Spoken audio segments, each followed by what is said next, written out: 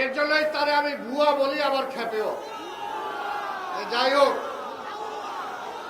আস্তে আস্তে আজকে সমবেত বন্ধুগণ আমরা মিছিল করব। আমরা শুধু এটা বলতে চাই, শেখ হাসিনা মাঝে মাঝে কিছু সনদ জারি করেন, বক্তব্য দেন।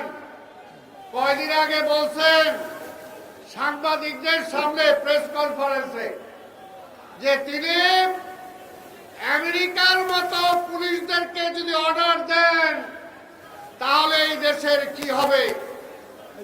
আমি পুলিশ ভাইদের বলতে চাই, পুলিশের প্রধান যিনি আছেন আইজি সাহেব, তাহলে প্রথমে আপনাকে এবং সাবেক আইজিপি যারা আছে তাদেরকে এই রাস্তায় আপনাকে হাঁটু গেড়ে জনতার কাছে মাপ চাইতে হবে।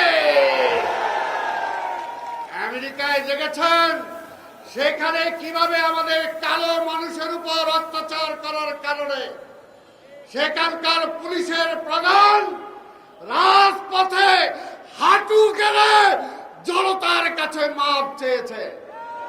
তাহলে বলেন আপনি, আমাদের আপত্তি নাই। চিন্তা করে দেখেন পুলিশরা রাজি হবে কিনা। আমরা তো বলছি এক সময় আসবে এই শেখ হাসিনা বলবে আমি তো পুলিশরা অর্ডার দেইনি এই গুলি করার। এক সময় বলবে আমি তো অর্ডার দেইনি এদেরকে গ্রেফতার করার, পুলিশ করছে, পুলিশ জানে। তাই এখনো সময় আছে পুলিশ ভাইরা, জনগণের পুলিশ হন। শেখ হাসিনাকে ভয় পান না, আল্লাহকে ভয় পান।